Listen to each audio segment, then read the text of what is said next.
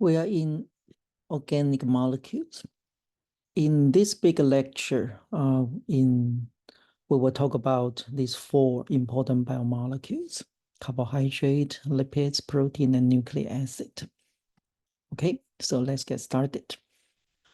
First, these biomolecules, the building block is carbon. So carbon is the main atom, and they use covalent bond. They can use single bond, double bond, or sometimes even triple to form a big molecule.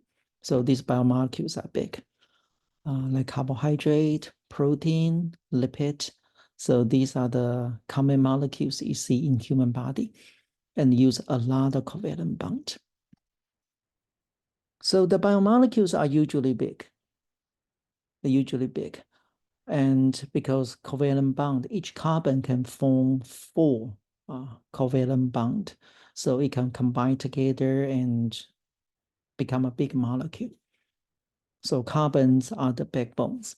And we talk about the organic molecules. Organic means they have carbon and hydrogen.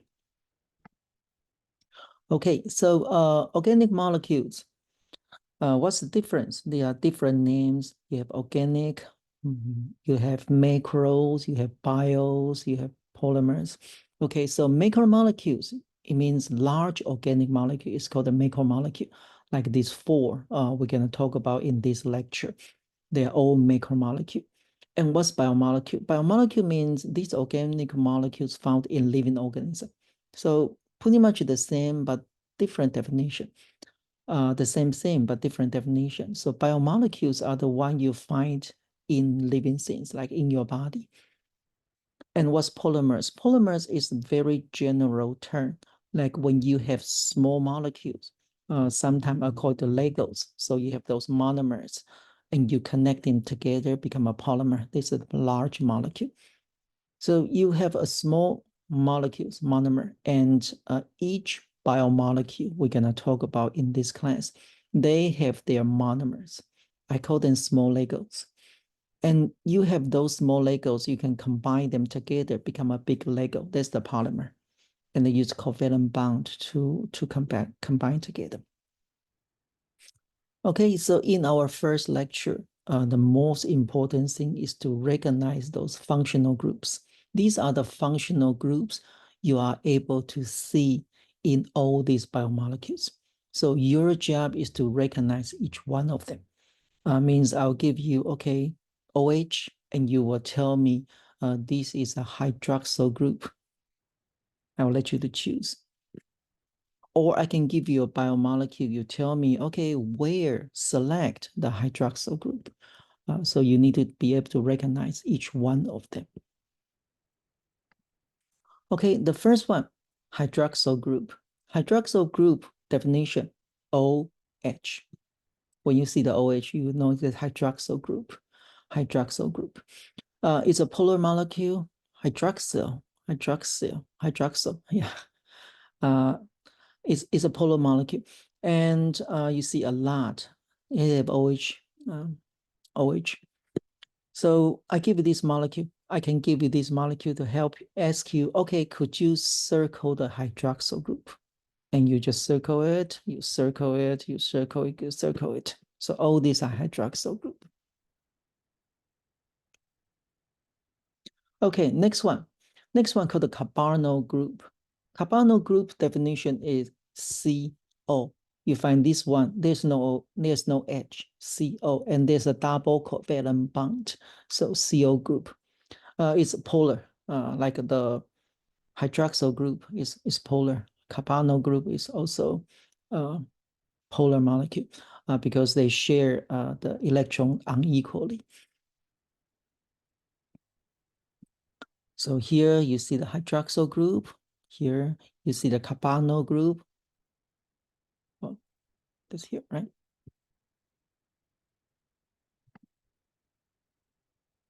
Next one called the carboxyl group. Carboxyl group is COOH. This is carboxyl group. This carboxyl group. It can work as an acid because this OH covalent bond can break. And when they break, this H release as H plus. So it become an acid. It become an acid.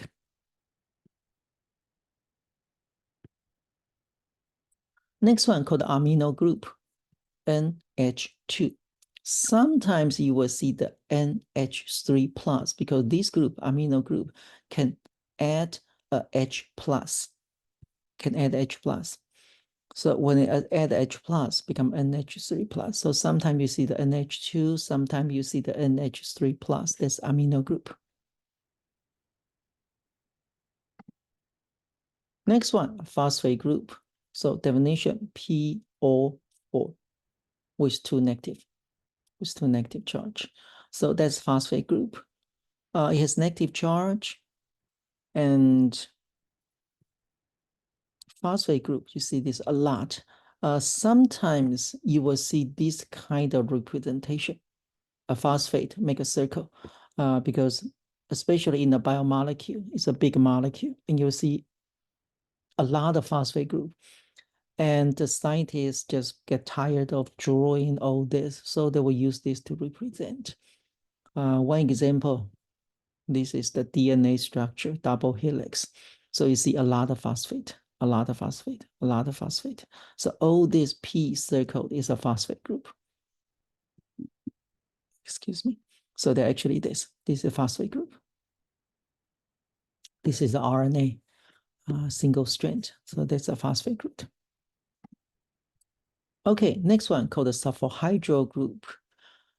Sometimes I call it the S group because the very unique structure, sulfur. So in the test, if I give you this, you see you choose the answer with the S. So that's why I call it S group, because this is the only functional group with a sulfur hydro group. So I call it S group, and when you see the S, you choose the S. So definition SH. And when you have two sulfur hydro group, they can remove the hydrogen, and two sulfur can combine together, become the disulfide bridge. What's the purpose? The function is it will connect these two sulfur together, and this structure is fixed. So it helps to stabilize protein structure. Like when you sometimes you have straight hair, you want to make the hair curly, use the chemical solution.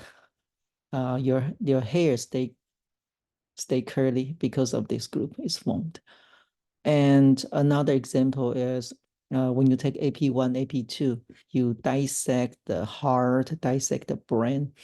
Those organs stay forever because they use the paraformaldehyde, also called formalin.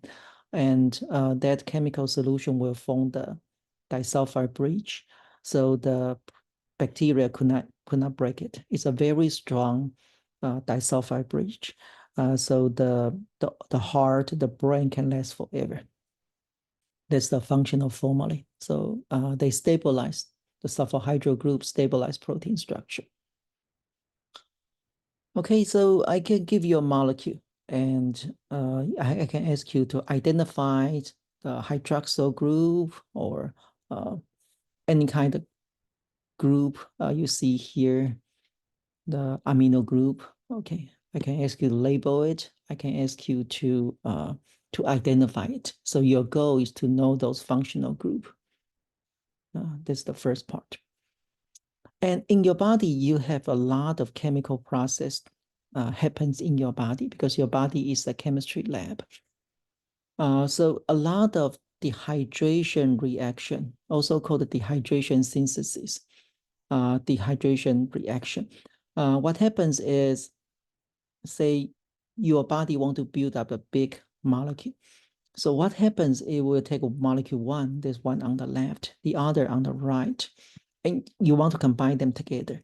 When you want to combine them together, you have to take the H and OH away so they can form the covalent bond, combine together.